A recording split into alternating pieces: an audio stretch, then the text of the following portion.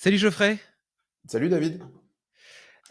Écoute, je suis ravi de faire ce podcast avec toi. Je connaissais pas OAK, qui est le seul ou premier DSP trading desk français ou en tout cas européen.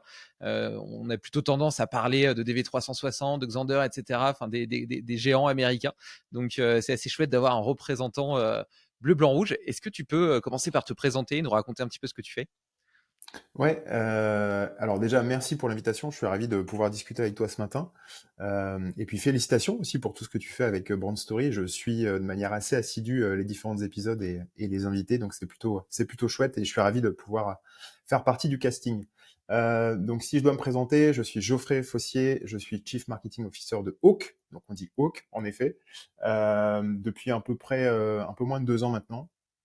Et mon rôle, accompagné d'une équipe bien évidemment, c'est de travailler le marketing de la société. Ça veut dire le discours, le positionnement, l'évolution éventuellement des solutions et des produits, et aussi toute la partie communication qui va passer par bien évidemment des événements, du content marketing, et de faire en sorte qu'on puisse multiplier avec tout un tas de moyens les points de contact avec nos clients et avec nos prospects. Voilà, c'est ce que je fais dans la vie de tous les jours.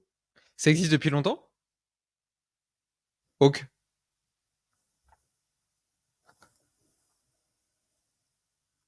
Allô, Geoffrey, tu m'entends? Ouais, je t'ai perdu, David, entre-temps. Ça a Ok. frisé. Ok, c'est pas grave, je couperai. Je te demandais si ça Ok. existait depuis longtemps, Hawk. Alors, Hawk, ça existe depuis 10 ans. En tout cas, on va fêter nos 10 ans cette année. La société a énormément évolué. En 10 ans, tu t'en doutes bien, parce qu'en 10 ans, sur le marché de la publicité digitale, ça fait une éternité.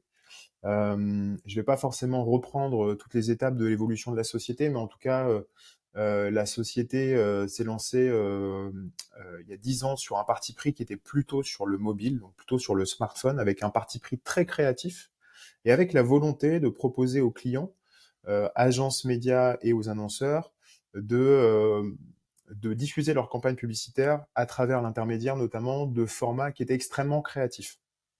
Euh, et puis au fil du temps, les chakras se sont un peu ouverts et puis on a multiplié le nombre d'écrans accessibles grâce à Hawk.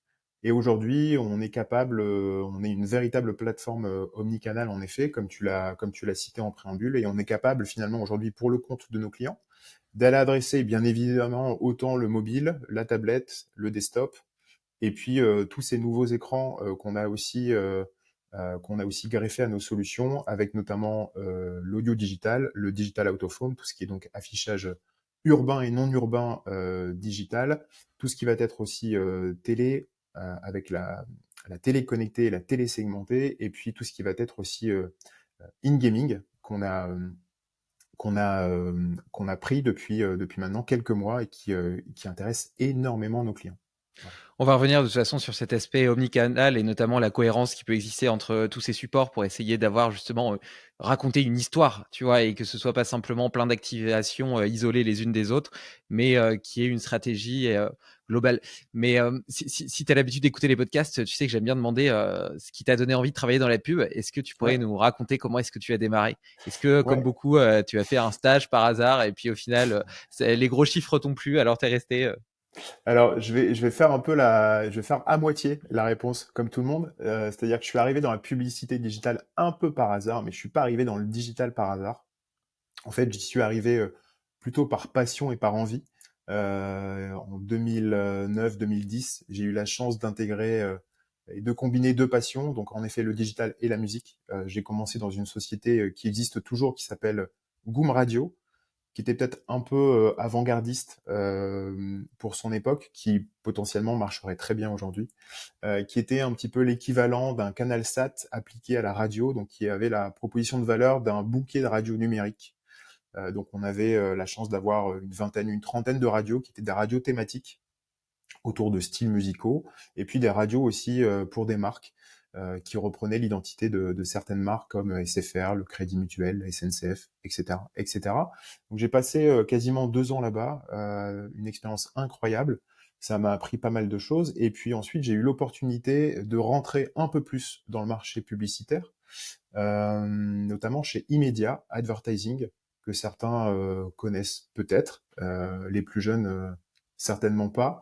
Mais en tout cas, ça a été, quand j'y suis arrivé en 2011, c'était la plus grosse régie externe en Europe qui se chargeait de monétiser les espaces publicitaires à travers différents leviers, les espaces publicitaires des plus gros sites français et européens, comme Se Loger, jeuxvideo.com, Skyrock. Il y en avait pas mal. C'était assez intéressant. Mon job là-bas, c'était de justement de piloter un portefeuille d'éditeurs, donc d'être extrêmement pédagogique, parce qu'en 2010-2011, c'était l'arrivée du programmatique en France. Donc, il fallait expliquer ce que ça allait amener. Il fallait expliquer notamment le chiffre d'affaires, la constitution des revenus, etc., etc.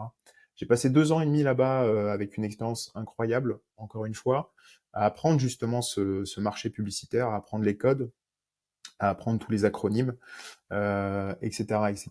Et puis le programmatique naissant et ayant une croissance assez exponentielle dès le début, j'ai rejoint ensuite, euh, j'ai rejoint ensuite Audience Square, qui a été la première place de marché programmatique en France et en Europe, avec la place média, aujourd'hui qui se sont rapprochés et qui forment Media Square. Et ça a été aussi assez incroyable. C'est là où d'ailleurs j'ai pu rencontrer mes meilleurs amis du moment, tu vois. Donc ça a été une expérience professionnelle et personnelle assez incroyable, assez courte parce que j'y suis resté 1 an et demi, mais c'était assez formidable. Et puis après, j'avais envie surtout d'aller voir de l'autre côté de la barrière, et Hmm. j'ai basculé chez Webedia parce que chez Immedia et chez Audience Square, on pilotait finalement en mode un peu régie externe. Donc le lien avec les éditeurs était pas était très fort bien évidemment, mais tu n'étais pas chez l'éditeur. Je voulais aller chez l'éditeur. Je voulais aller voir ce qui se passe chez l'éditeur, et c'est ce que j'ai fait en 2016 en allant chez Webedia pour aller contribuer au lancement de la place de marché programmatique de Webedia. Donc là, c'était l'internalisation de la compétence programmatique chez l'éditeur. C'était aussi intéressant, bien évidemment. Et puis, au bout de 2 ans et demi, j'ai basculé au Figaro pour m'occuper du digital de manière un peu plus large. Et puis ensuite, j'ai poursuivi finalement la chaîne de valeur sell side pour me rapprocher côté buy side. Donc j'ai basculé chez Adot ensuite, où là je me suis occupé notamment, là on était en mode trading desk, donc je me suis occupé notamment du marketing et de la communication pendant quelques années, et me voilà chez Hawk depuis quasiment 2 ans maintenant. Ok, super intéressant parce que du coup, tu as vraiment exploré la chaîne de bout en bout. Exactement. Est-ce que ça, t'as eu des surprises justement en passant d'un côté et de l'autre? Parce que tu vois, notre industrie est quand même assez cloisonnée, assez silotée, et parfois on a l'impression que ça fonctionne d'une façon, et puis en réalité, c'est pas du tout le cas. De façon très naïve, tu vois, moi par exemple, étant une régie pub, bah, au début, je me disais, ouais, la programmatique c'est automatique. Donc, je vais brancher mes inventaires via un SSP, et puis les acheteurs, c'est comme s'ils avaient accès à une espèce de d'IB géant sur lesquels ils vont pouvoir enchérir, voir les emplacements, etc. Ça va être super. Et puis, ça n'a pas du tout marché. Et donc, quand on voit un petit peu la façon dont ça fonctionne côté DSP, on comprend pourquoi. Qu'est-ce que tu as découvert? Qu'est-ce que tu as compris de ce parcours holistique?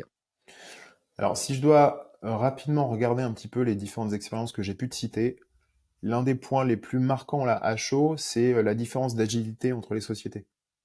Bien évidemment, elle est normale, hein, cette différence d'agilité. Je dis pas que c'est un défaut, mais en tout cas, c'est très marquant. Quand tu passes de potentiellement de Audience Square, qui est une boîte de 10 personnes, à Webedia, qui était une boîte qui commençait à devenir très grosse en 2016, mais qui restait encore un petit peu agile, à une boîte comme Le Figaro, qui est l'un des plus grands médias historiques français. La différence d'agilité entre ces trois sociétés-là, en finalement 3 ans quasiment, c'est assez ahurissant.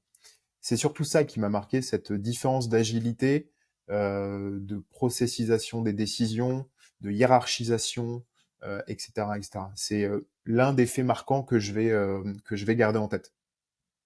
Ok. Et maintenant que tu es chez Hawk, donc vous avez une activité de trading desk et également de DSP. Tu citais tout à l'heure que justement chez Webedia, tu avais participé à l'internalisation de la programmatique. Côté annonceur, qu'est-ce qui pourrait justifier le fait d'internaliser sa stratégie média? Pourquoi est-ce que dans un cas, on aurait plutôt intérêt à faire confiance à un trading desk, à un bureau d'achat pour opérer sa médiatisation, et dans l'autre, l'opérer plutôt en interne? En Est-ce que c'est fait, une question de taille, d'agilité, justement? ouais, alors bien évidemment, ça va rentrer, ça va rentrer dans le jeu. Les deux sont assez complémentaires en fait, je pense. Et d'ailleurs, on voit d'ailleurs certains annonceurs qui opèrent des deux manières, qui vont avoir leur propre siège d'achat, mais qui vont aussi faire confiance à une agence pour certaines campagnes ou pour couvrir certains objectifs. En fait, pour prendre un siège aujourd'hui d'achat quand on est un annonceur, il y a plusieurs prérequis à mon sens à avoir. Le premier, c'est une question de volume.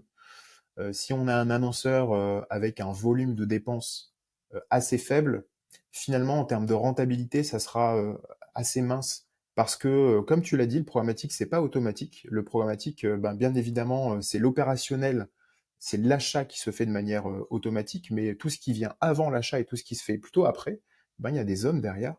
Et ces hommes-là ont des compétences qu'il faut rémunérer. Donc, quand on est un annonceur aujourd'hui et quand on veut prendre un siège et quand on veut internaliser cet achat, ça sous-entend aussi d'avoir une équipe d'experts qui vont accompagner en fait, cette décision. Donc, cette équipe d'experts, ils font la rentabiliser. Pour la rentabiliser, il faut un volume de dépenses quand même assez conséquent.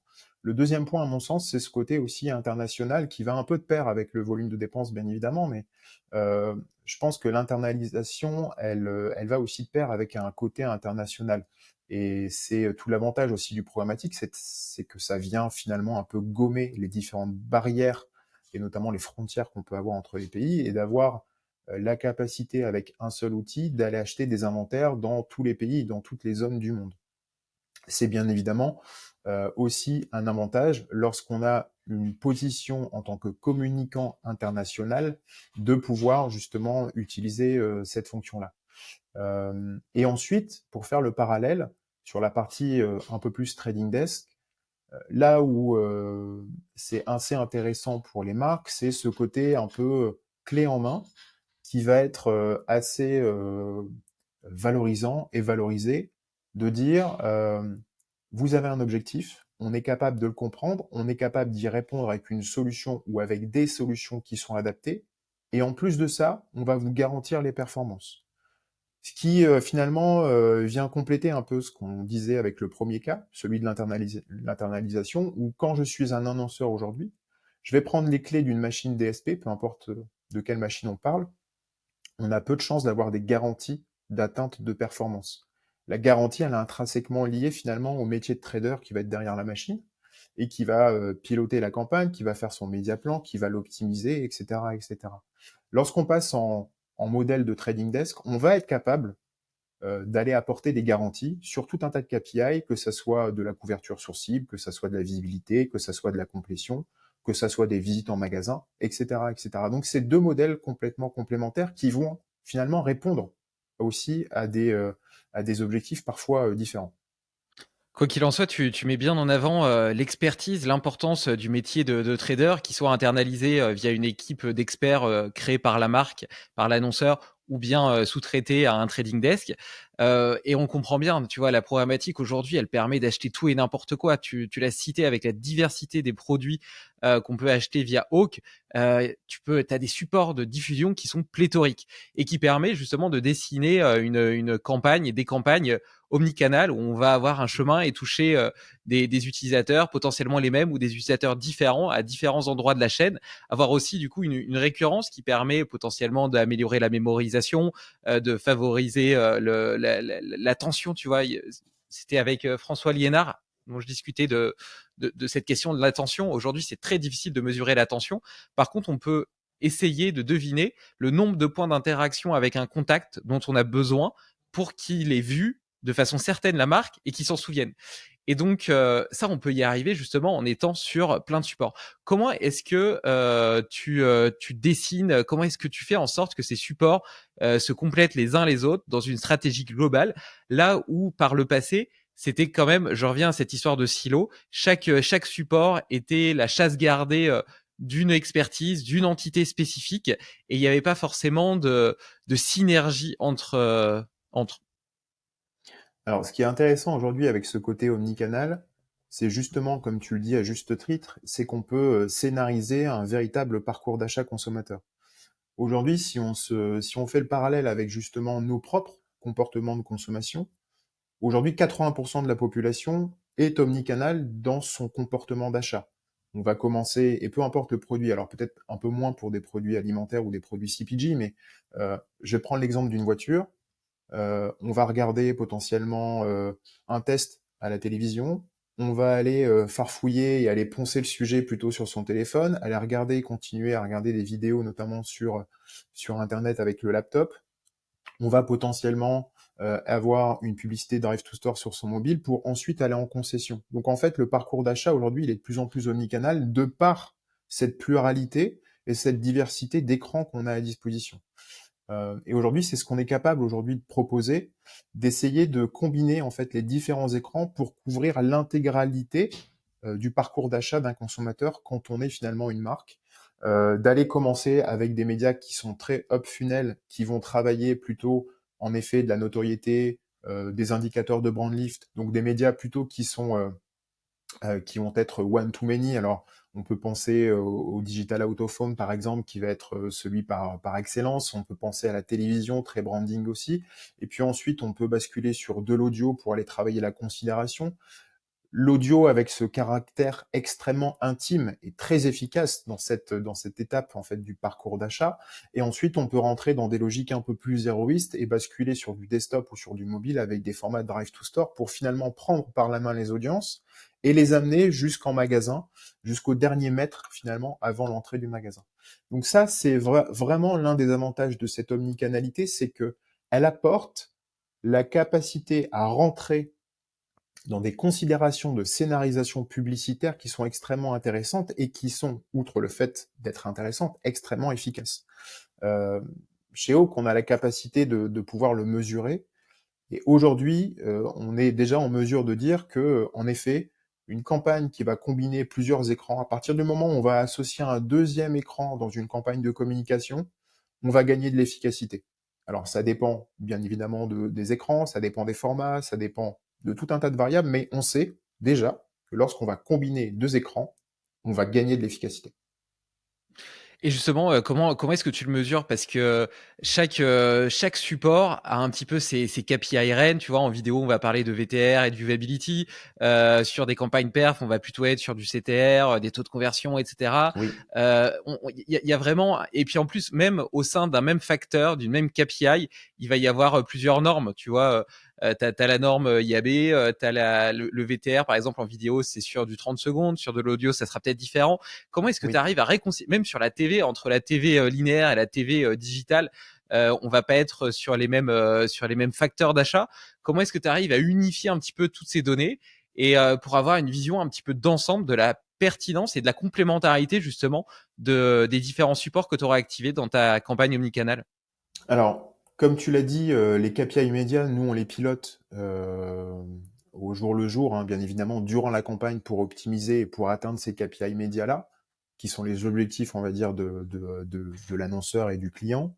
Toutefois, nous, ce qu'on essaye de faire, c'est d'essayer de prendre un peu de recul et d'avoir une vision un peu plus large. Et lorsqu'on va travailler, par exemple, sur de la complétion vidéo, qui est quand même un KPI assez branding hein, en tant que tel, parce qu'on parle de vidéo, on va plutôt prendre du recul et aller voir l'impact de la campagne sur des indicateurs de brand lift de la marque.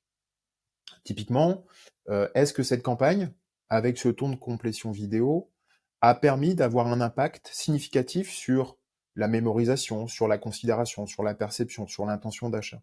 Ça, on va être capable de le faire avec des logiques de post-test assez classiques finalement, avec la particularité que ces post-tests-là sont digitalisés, c'est-à-dire qu'on va s'appuyer, nous, sur les formats publicitaires qu'on va avoir à disposition, et ces formats publicitaires, on va les transformer sous forme de questionnaires, et puis on va adresser des populations qui ont été exposées à la campagne et des populations qui ne l'ont pas été. Et puis on va se permettre de comparer les résultats, et à la fin, ça va nous permettre de dégager un uplift sur les indicateurs que j'ai pu te citer juste avant, et de voir si justement cette campagne à la complétion a eu un impact sur des indicateurs de marque. Et ensuite, l'autre élément qui est un peu plus bas de funnel, qui est plutôt le drive to store, et ben, un peu comme tout le monde, aujourd'hui, on va aller mesurer les visites en magasin. Et outre les visites, on va surtout s'attacher aux visites incrémentales, et on va regarder, encore une fois, si on a eu un uplift entre des personnes exposées, des personnes non exposées, qui se sont rendues, en fait, directement en magasin. Aujourd'hui, c'est comme ça que ça fonctionne. Et l'omnicanalité, aujourd'hui, a on va dire, a la chance d'avoir une base d'identification qui est assez commune à certains écrans, notamment le display ou la vidéo mobile, l'audio digital qui va passer par un smartphone, mais aussi le DOH, euh, la capacité de non pas se baser sur un cookie, parce que sur un environnement mobile in-app, le cookie n'existe pas, mais plutôt d'aller se baser sur un device ID qui est plutôt propre au téléphone portable, qu'on peut aussi répliquer sur le DOH. Et en fonction de ça, on va pouvoir faire de la scénarisation, contrôler le capping, et puis aussi faire de la réconciliation en interrogeant les bonnes personnes qui ont été exposées en fait devant les écrans qu'on aurait pu activer durant la campagne. C'est la première fois que j'entends parler d'études post-test digitalisées. Donc, pour creuser un petit peu, tu utilises un format conversationnel, par exemple, comme Biop, ou alors ce que permet Google, par exemple, sur YouTube. Parfois, on te demande est-ce que tu as Ouais, vu dans les 10 derniers jours cette marque. C'est ce type de technologie? c'est un modèle qui est sensiblement similaire, en effet, à la différence qu'il a été directement développé par nous, chez Ok. nous. On essaye d'être assez euh, souverain dans la technologie. Chez nous, on a dès le lancement de la société investi dans la construction du DSP. On a investi dans justement cette digitalisation de post-test avec notre propre solution. On a aussi investi sur tout un tas de solutions de mesure. Et en effet, ça prend cette forme-là sous forme généralement d'un interstitiel parce que c'est un format qui est visible, qui va permettre l'interaction facile. On va pouvoir tout simplement, avec une notion de chatbot ou pas, aller diffuser des questions à des audiences et les laisser répondre, récolter les réponses et ensuite faire des calculs de plift. Qui plus est, étant donné que tu maîtrises la chaîne de bout en bout, j'imagine que les questions que tu poses à cette audience, tu sais déjà pertinemment que cette audience a été exposée à tel ou tel format, ou à l'inverse n'a Exactement. pas été exposée à tel ou tel autre, donc ce qui permet aussi potentiellement presque de faire de l'A/B test sur du post-test. C'est exactement ça. En fait, on a cette capacité d'aller identifier des personnes exposées en fonction des écrans qui ont été activés et de confronter les réponses de ce groupe d'exposés à un groupe de contrôle qui, lui, n'a pas été exposé, mais qui va répondre aux mêmes critères sociodémographiques. C'est extrêmement important pour la fiabilité des réponses, d'aller confronter ces résultats avec ces deux groupes et d'en tirer des uplifts. Et ce que tu dis est aussi intéressant sur l'A/B test, parce que cette logique que l'on va adapter, que l'on a pensé à la base pour le post-test, on l'applique aussi en pré-test, avant la campagne, où là, en l'occurrence, on va utiliser le même fonctionnement, c'est-à-dire cette digitalisation finalement des questionnaires sous format interstitiel, pour aller accompagner les marques dans l'identification des audiences les plus affinitaires ou les plus pertinentes pour un nouveau produit, pour un rebranding de marque. Je pense notamment à quelques marques automobiles en ce moment qui changent leur logo, qui vont changer leur slogan, qui vont changer leur univers de marque. Euh, Ça peut potentiellement faire évoluer des cibles. Et justement, ce type d'étude pré-test peut les aider à justement voir si les cibles ont évolué et si tel est le cas, quelles sont ces nouvelles cibles et du coup pouvoir envisager la modélisation de ces mêmes cibles pour la campagne qui arrive par la suite. Ok, super intéressant. D'ailleurs, même ces pré-tests, ils pourraient même servir à améliorer la créa potentiellement, etc. Et ce qui est intéressant Exactement. dans vos études post-test, c'est que du coup, on comprend bien comment est-ce que ça devient un cercle vertueux et une campagne permet d'améliorer la suivante et ainsi de suite. Et c'est pas simplement d'avoir le rapport sur quelque chose de terminé qui est figé dans le temps et qui s'arrête là. C'est aussi un enseignement pour améliorer la suite, quoi. C'est exactement ça. Bah, je suis content que tu le dises parce que ça veut dire que j'ai été assez clair dans mes propos, mais en effet, c'est exactement ça. On essaye euh, de fidéliser, on va dire, un petit peu nos clients de par ce cercle vertueux, en leur amenant finalement des insights qui se veulent activables. Et par activable, j'entends le fait de pouvoir avoir des recommandations pédagogiques de nos équipes expertes Customer Success pour justement améliorer la prochaine campagne. Ça peut être des recommandations sur le ciblage, ça peut être des recommandations sur les écrans à activer, ça peut être des recommandations sur le format ou la créative en tant que telle, sous forme de messages, le positionnement des CTA, etc., etc. Et justement, sur la créa, je disais par exemple que les pré-tests pourraient servir aussi potentiellement à optimiser ou améliorer la créa avant la diffusion. La question de la créa, elle est centrale, surtout dans une stratégie omnicanal, parce qu'on a souvent vu des réflexes qui peuvent paraître rationnels et en même temps que je trouve complètement débiles, pour être honnête, qui sont de réutiliser des supports qui ont été faits pour un support sur d'autres. Donc par exemple, le cas typique, c'est j'ai raqué 1 million pour faire un super spot TV qui va être super waouh et diffusé en prime time sur TF1. Et donc j'en suis tellement fier que lorsque je vais faire ma campagne vidéo digitale, je vais réutiliser le même. Alors qu'on n'est pas du tout sur la même typologie de consommation et on n'achète pas les mêmes KPI. Notamment, tu vois, donc sur la vidéo, tu vas acheter de la viewability 2 secondes. Donc tu es sûr d'avoir 2 secondes où toute ta vidéo, elle est visible au début.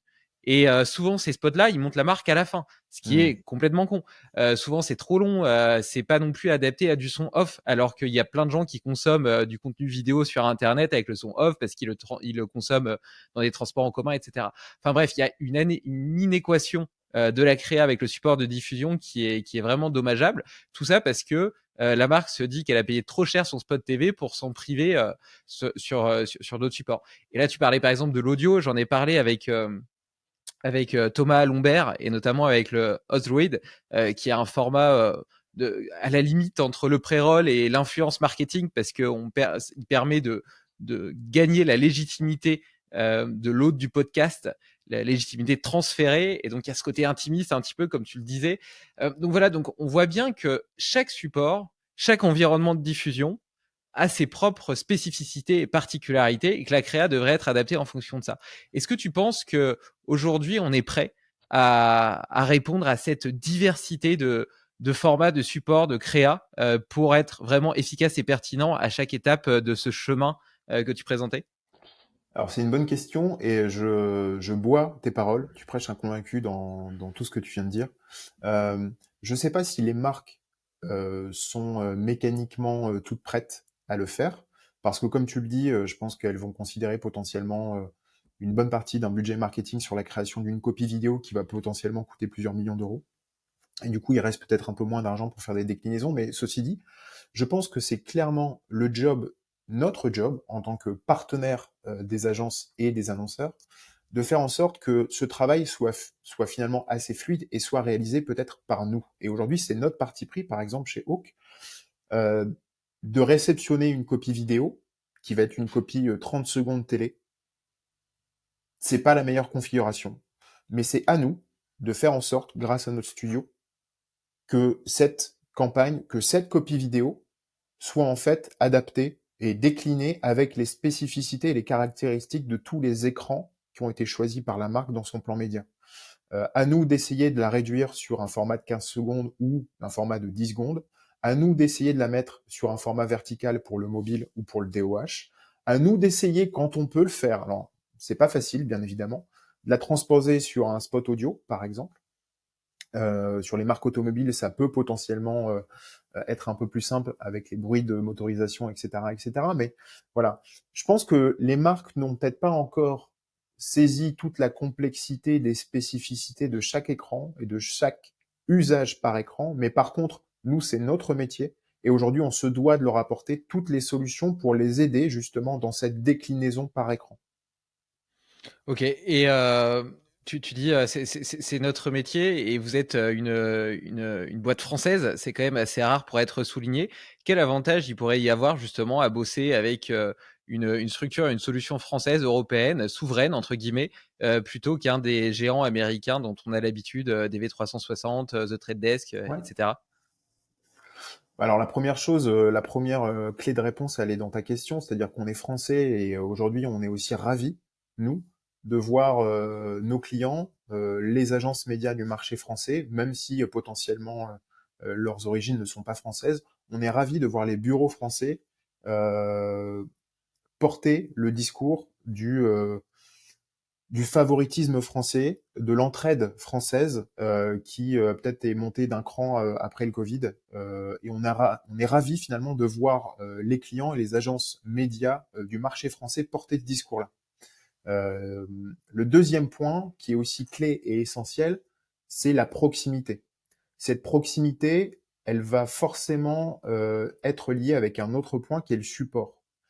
Aujourd'hui, nous, on a toute l'agilité que ne peuvent pas forcément avoir toutes les plateformes américaines que tu as pu citer, qui est notamment cette customisation et ce service, cette écoute que l'on peut faire et qui va mécaniquement se répercuter sur le produit. On va les écouter, on va écouter les besoins et on va faire en sorte que ce besoin s'exprime avec une solution dans le produit.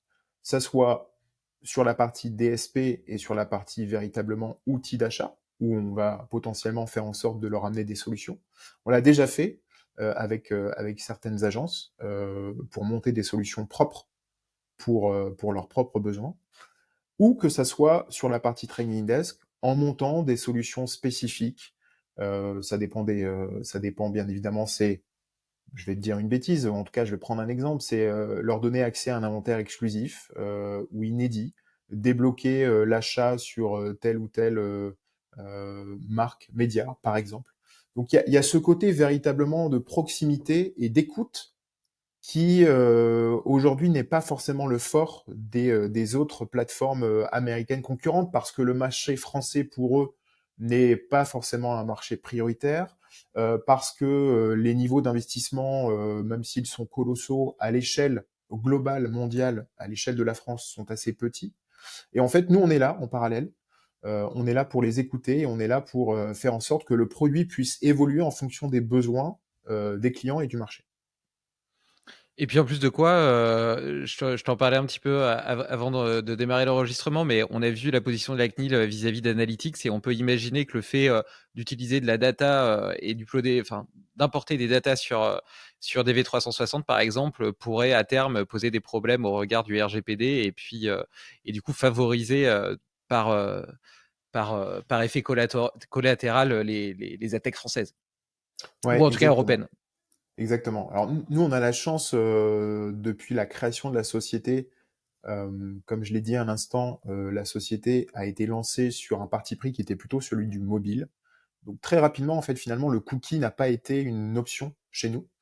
Et depuis 2013, finalement, on est une boîte avec une approche 100% cookieless. Ok. Et c'est pour ça que je mentionnais le device ID tout à l'heure.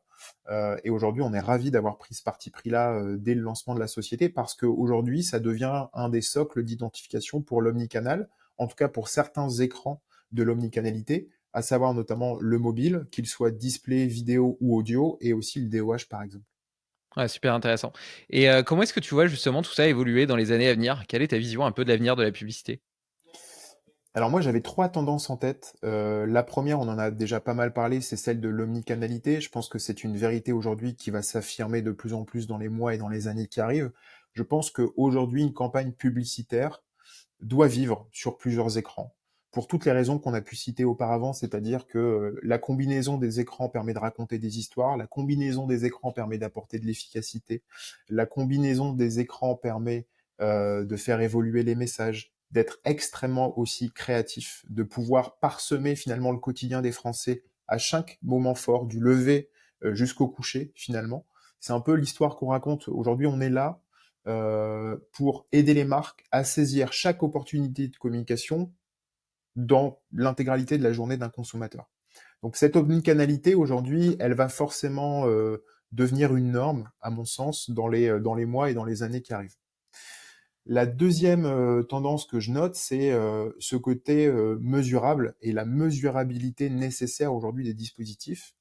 Là encore, je pense que c'est une tendance qui s'est affirmée depuis le Covid, avec cette rationalisation des investissements où chaque annonceur aujourd'hui veut mesurer chaque euro investi et finalement c'est très bien comme ça. C'est vrai qu'avant on mesurait peut-être un peu moins le branding, Alors la performance mécaniquement a toujours été très mesurable, mais le branding était peut-être un peu moins mesuré. Aujourd'hui, ça l'est quasiment systématiquement. Et c'est aussi pour ça qu'on a lancé notre propre solution de mesure Brandlift, par exemple. Mais si on doit faire un parallèle, on peut faire le parallèle avec le sport, par exemple. Moi qui fais pas mal de vélo et de course à pied, aujourd'hui, tout ce que je fais, tout ce que les sportifs font, est mesurable avec tout un tas de data. Avant de faire ta pratique, pendant ta pratique, et puis après ta pratique. Sur la publicité, c'est pareil aujourd'hui. On a à disposition tout un tas de solutions pour mesurer l'efficacité ou pour analyser, anticiper l'efficacité d'une campagne avant sa mise en ligne, optimiser son efficacité pendant la mise en ligne, en tout cas pendant la diffusion plutôt, et puis après, avec tout un tas de KPI qui vont nous servir, comme tu l'as dit à juste titre tout à l'heure, euh, pour avoir une approche vertueuse et faire en sorte que la prochaine campagne, elle soit encore plus réussie, elle soit encore plus efficace. Je pense que cette tendance de la mesurabilité, elle va devenir de plus en plus forte parce que on imagine tout un tas de dispositifs pour mesurer encore plus de choses. Et en plus de ça, on voit l'émergence de nouveaux KPI. On parlait d'attention tout à l'heure. L'attention est un nouveau KPI qui émerge sur le marché. Par exemple, il est fort probable que dans les mois qui arrivent, on ait d'autres KPI qui émergent et qui soient mesurables. Et enfin, la troisième tendance que moi je note, c'est la partie automatisation. Je ne parle pas d'automatisation dans l'aspect programmatisation de la publicité. Aujourd'hui, je pense qu'on atteint un certain seuil sur, on va dire, la part de marché du programmatique dans l'activité publicitaire globale, parce qu'on a toujours un pourcentage de choses qui ne seront pas programmatisables et qui ne seront pas programmatiques. Je pense à des opérations spéciales, des dispositifs très événementiels. Cette partie-là, elle est incompressible et elle ne sera jamais automatique. Et c'est très bien d'ailleurs, ces deux leviers qui vont de pair et qui font sens d'ailleurs, qui se complètent parfaitement. Mais c'est plutôt l'automatisation dans l'automatisation créative. On travaille énormément de notre côté pour faire en sorte qu'on arrive dans un monde où demain, et on en parlait tout à l'heure justement sur la déclinaison des créations, demain, on puisse proposer un bouton à nos clients en appuyant sur ce bouton à partir d'un asset vidéo, pour reprendre l'exemple de tout à l'heure, une copie vidéo de 30 secondes, on puisse avec un seul bouton avoir instantanément cette copie vidéo qui soit adaptée à un écran mobile en fonction des formats, donc avec une copie par exemple de 5 secondes et avec une copie de 10 secondes, qu'on ait une déclinaison créative adaptée sur des panneaux DOH, qu'on ait une déclinaison créative sur de l'audio, qu'on ait une déclinaison créative qu'on puisse intégrer dans le gameplay d'un jeu vidéo, etc., etc. Je pense que ça va de pair forcément avec aussi la simplification du marché, en tout cas des méthodes, mais en tout cas cette automatisation créative, je pense qu'on va y arriver parce que elle va aussi de pair avec cette logique d'omnicanalité. Plus on va multiplier les écrans, plus ça va amener des contraintes et plus il va falloir régler ces contraintes avec de la simplification. Puis on imagine, quand on voit les prouesses aujourd'hui réalisées par l'intelligence artificielle, bien évidemment, on parle énormément de ChatGPT, 3 ou 4 maintenant, mais aussi, DALL-E, Midjourney et cetera. On imagine facilement comment dans les années à venir, on pourra à partir, d'une créa unique, avoir des déclinaisons hyper pertinentes, hyper bien adaptées à chaque support. Hem, donc ouais, je pense qu'effectivement c'est un point majeur. J'aime bien demander, c'est la question un petit peu fun, si tu étais une marque avec 1 million d'euros de budget marketing, quel serait ton plan média idéal? Tu y as un petit peu répondu tout à l'heure, en proposant un chemin justement, Ouais. donc je ne sais pas si tu as envie de compléter cette réponse, ou bien si on passe à Alors, la suite. bien évidemment, moi je suis assez affinitaire de tous les écrans qu'on vient de parler, principalement de l'audio. Je suis un gros consommateur d'audio, donc l'audio, bien évidemment, de par ce côté très spécifique, très intime, je trouve que c'est un média qui est formidable à travailler. Les copies vidéo, qu'elles soient sur télé ou sur mobile ou sur desktop, c'est aussi fascinant à travailler. Euh, Moi, j'irais aussi compléter tout ça, parce que tout ce qu'on vient de se dire, c'est extrêmement intéressant. Et après, je suis aussi très affinitaire avec tout un tas d'opérations spéciales que tu peux voir émerger en physique ou pas d'ailleurs, mais en physique, je trouve que ça a une force de frappe aussi qui est extrêmement incroyable. Alors, je passe souvent par les gares pour venir au bureau, donc la gare Saint-Lazare, par exemple, elle accueille très souvent, toutes les semaines, des dispositifs d'opérations spéciales qui sont incroyables, que ce soit à l'intérieur de l'enceinte de la gare ou sur le parvis de la gare. C'est des choses qui sont incroyables et qui sont extrêmement complémentaires. Donc, si j'avais 1 ou 2 millions d'euros ou peu importe en fait le budget, je mettrais une pocket sur ça parce qu'il faut créer de l'expérience aujourd'hui. Je suis assez convaincu de ça. Mmh. Moi, j'adore me rendre en boutique. J'adore aller vivre une expérience dans les boutiques. En tout cas, je privilégie mes choix de déplacement dans les boutiques en fonction de l'expérience que je vais vivre à l'intérieur. Donc, je suis assez affinitaire avec cette expérience-là et je trouve que ce type d'opération spéciale fait vivre en fait ce type d'expérience. Et puis, je compléterai avec en effet tout ce qu'on vient de se dire sur le chemin digital, qu'il soit sur l'audio, sur le display, sur de la vidéo, sur de la télé, sur les jeux vidéo également. Aujourd'hui, on est tous consommateurs de jeux vidéo. Voilà, ça fait déjà un plan plutôt sympa. Carrément. Franchement, moi, ça me donne envie. Si je lance une startup demain, j'aurais envie de bosser avec Hawk pour la partie promo pub. Et justement, tu dis, peu importe le budget, juste comme ça, est-ce que tu as une idée du budget minimal, de la pocket minimale pour opérer justement un plan de com un peu omnicanal qui puisse être efficace?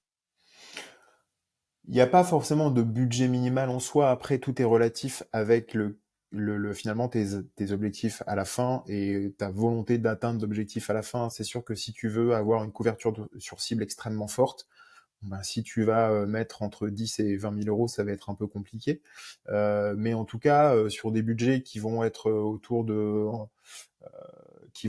50 000 euros, on va commencer à faire des choses qui sont extrêmement intéressantes et Ok. qui vont pouvoir commencer à couvrir tous les écrans. Ok, donc je sais combien de fonds je dois lever pour ma prochaine startup. Et dans ce cas-là, comment est-ce que je te contacte? Comment est-ce qu'on bosse avec Hawk? Directement via le site internet qui a été refondu il y a quelques temps, on a une petite box de contact. On peut bien évidemment vous répondre très rapidement dans la journée si vous avez des questions. On en revient à ce key point fort qui est le support, la proximité et la facilité de contact, de discuter. Exactement, exactement. Tu aurais un prochain invité à me recommander que tu aimerais entendre sur Brain Story? Alors j'ai pas mal potassé la question parce que je sais qu'elle est récurrente et j'ai poussé l'exercice un peu plus loin, j'en ai même deux. Ah, Je trop sais pas cool. si j'ai le droit, mais, Bah, mais si, si, bien sûr. je prends le droit de le faire. La première personne, c'est quelqu'un qui est un peu un mentor pour moi. C'est Patrice Sgarzi, qui est qui est le cofondateur de Soundcast. Alors, je Ok. sais que tu as pas mal parlé d'audio en ce moment. J'ai vu, en tout cas, j'ai écouté Thomas, j'ai écouté Julien d'Edisound aussi. Ça peut venir compléter avec une approche peut-être un peu différente. Tout ça, Soundcast est une société française spécialisée dans l'audio, essentiellement technologique, avec une approche particulière. Donc, je pense qu'il aurait pas mal de choses à raconter à ce sujet-là. Et puis, une deuxième personne, parce que j'ai vu que le casting manquait un petit peu de dames. Donc, je t'en propose une. Tu peux peut-être essayer de contacter, et en plus de ça, la boîte dans laquelle elle exerce est intéressante. C'est Premila Chouloun, qui est la responsable des études et de l'efficacité chez JC Deco. Et en fait, un afficheur, je pense que ça manque un petit peu dans le casting. Et en fait, c'est assez intéressant parce que c'est un éditeur ou un réseau ou un propriétaire de panneaux, on peut l'appeler comme on veut, un peu à la croisée d'énormément de bouleversements aujourd'hui. Et je trouve intéressant de l'écouter sur ces bouleversements-là et aussi sur justement ces notions d'efficacité et de mesure qui sont pas forcément historiques dans une société comme un afficheur. Donc ça peut être intéressant d'avoir une discussion avec elle. Effectivement. Écoute, merci pour ces super recommandations. On voit que tu avais bien potassé la question. Je te remercie parce que ça m'aide aussi justement à trouver des invités intéressants pour suivre ce podcast. Peut-être que tu pourras faire des intros si tu les connais personnellement. Avec En tout grand cas, plaisir. je te remercie pour ton temps, pour cette conversation passionnante. Et sincèrement, je trouve ça chouette qu'on ait des initiatives telles que Hawk en France. Et le discours, l'histoire que tu racontes, tu parlais de raconter une histoire, tu vois, justement, avec un plan omnicanal. Bah, l'histoire que tu racontes vis-à-vis de ta boîte, vis-à-vis de la façon dont vous l'incarnez, est vachement inspirante et donc bravo pour ça. Eh ben, merci pour ton temps. Merci encore pour tout le travail que tu fais avec Brand Story. Et puis, au plaisir, j'espère, d'écouter Patrice et Primila rapidement avec toi. Yes, carrément. À Salut bientôt, David. bye.